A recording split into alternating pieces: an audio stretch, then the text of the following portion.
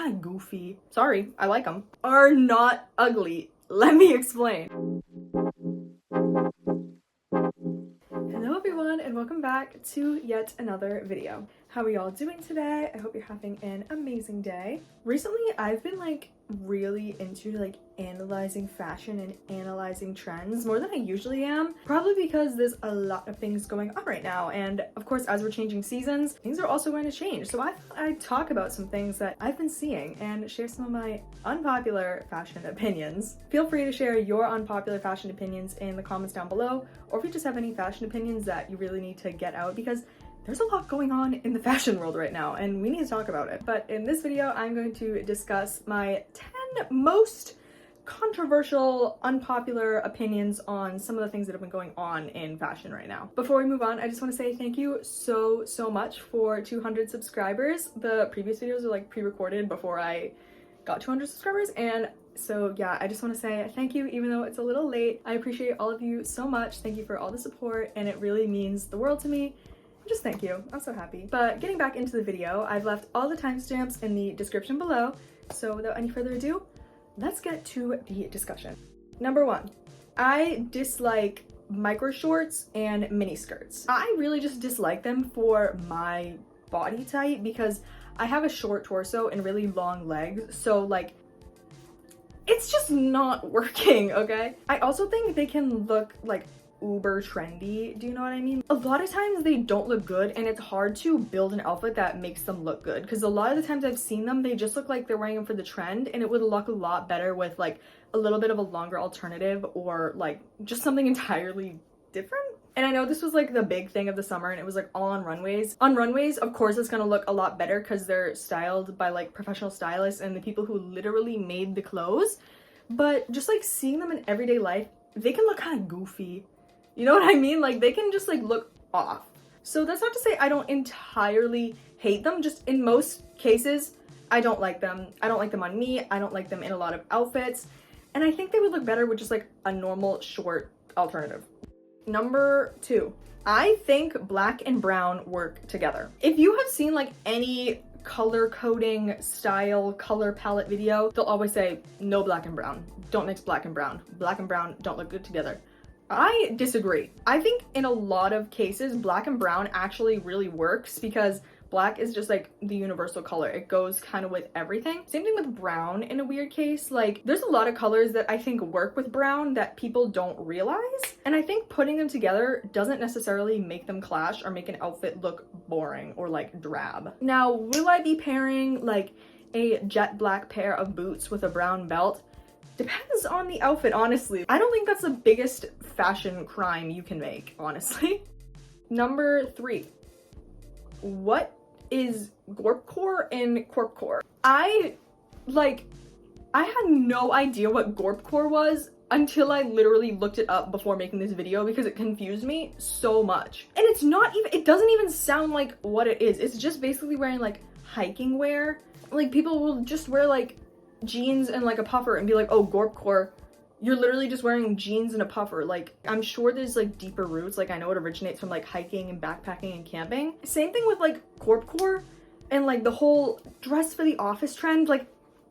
I don't get it. Half these outfits you could not wear to an office. It's just office inspired, which that's cool, but the office siren thing is just a huge thing. And don't get me wrong, I think it's kind of cute and a lot of the looks are cute. Again, it's making aesthetics out of things that aren't really subcultures or anything. I actually want to make a whole video on aesthetics talking about this whole topic, so I'm gonna stop there because I have a lot to say.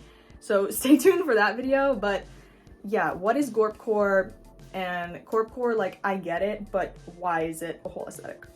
Number 4, this was more of a beauty opinion, but I think most makeup looks look better without fake lashes or mascara.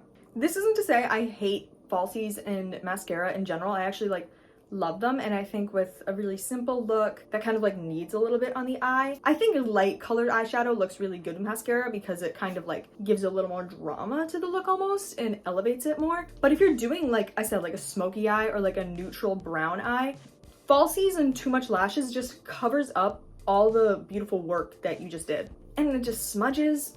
I don't know, I'm just not the biggest mascara fan in general. Like, it definitely has its moments, and there's definitely times where you like looks better with mascara, but a majority of the time, I think mascara is like just not necessary, especially falsies are not necessary, and they just kind of make a look too confusing and you can't see like the actual makeup work that you did.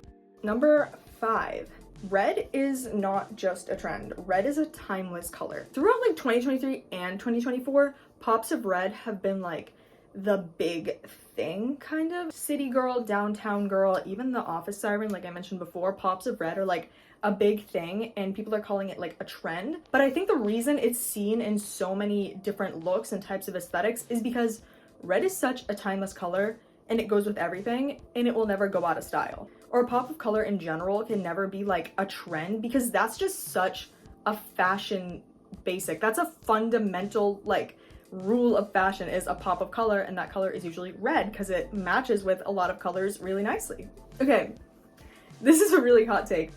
Number 6, tabbies are not ugly. Let me explain. If you don't know what a tabby is, basically it's like a kind of ballet flat shape, but it has like a little cutout in the middle for like a toe or like in the middle of the shoe. I don't think these are ugly or weird. Also, I think, correct me if I'm wrong, but I think they stem from like ancient or older Japanese and East Asian culture. So I feel like calling them ugly is a little bit disrespectful in a way to those cultures that wore them and invented them. I don't know, I just think they're kind of cute and like they can work with a really simple outfit that just brings a little bit of interest and intrigue to the shoe, because shoes are very important. People give them a bad reputation for no reason. I just think the tabby deserves better. I feel like it's like cute and just camp. I don't know, I like them. What can I say? Sorry, I like them. Number 7, balancing out proportions and style is not always the most interesting or intriguing thing. Now, of course, I think like learning your proportions and learning what types of clothes are gonna fit you best is so beneficial. So I'm not saying don't do that, because that is genuinely a style game changer. Learning your proportions and then only going by what is right for your body type doesn't take risks and also can sometimes get a little bit boring. Like for me personally, my body type, I have a little bit larger shoulders, and a lot of things will say like, oh, don't wear shoulder pads, don't wear halter tops, a lot of like different neckline things. But I think wearing those things and emphasizing the broadness of my shoulders sometimes makes the whole look a lot more interesting and elevated. Now, of course, if you're just starting with your style, I would recommend like dressing for your correct proportions just so you can get a feel of it. But once you're comfortable with it, go outside of the box and try some more dynamic and unconventional like styles for your body type, because you might find out that you really like it and find a silhouette that really suits you, even if it might not be the right one for your body type. Okay, number 8. This one, again, is more beauty related, but I don't think makeup blindness is a thing. Now, again, if you haven't heard of this trend and you don't know what makeup blindness is, it's basically like people are like, oh, what's my makeup blindness? And it's like, what do you have too much of? What do you have nothing of? I don't think that's a thing, because there's no one right way to do makeup.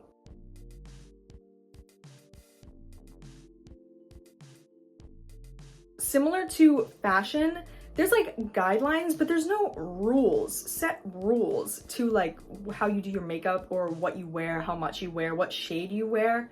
That just doesn't exist. And also, like fashion, people's makeup styles are going to depend on the type of person they are and the type of personal style they have. So a lot of people say like blush blindness. If they have a more like coquette or girly aesthetic, of course more blush is going to suit that aesthetic. To me, it's just like different makeup styles exist, so you can't be like blind to a certain thing. I just feel like makeup styles are too complex to call it like blindness. Number 9. Designer bags have gotten out of hand. While I'm not against the whole like luxury or designer thing, because yes, they often do have high quality, ethically sourced materials and they're made a lot better, I think that they are way too overpriced and you're paying for the brand essentially and not the quality of the piece. Because a lot of people have also said, I don't have a Chanel bag personally, but I've heard and I've read that the quality has gone a lot down while the price has skyrocketed. And this isn't to bash Chanel in any way, because I think this is a trend that's happening with a lot of different designer items, not just bags. But I think this is just a problem that's in the whole high fashion luxury industry.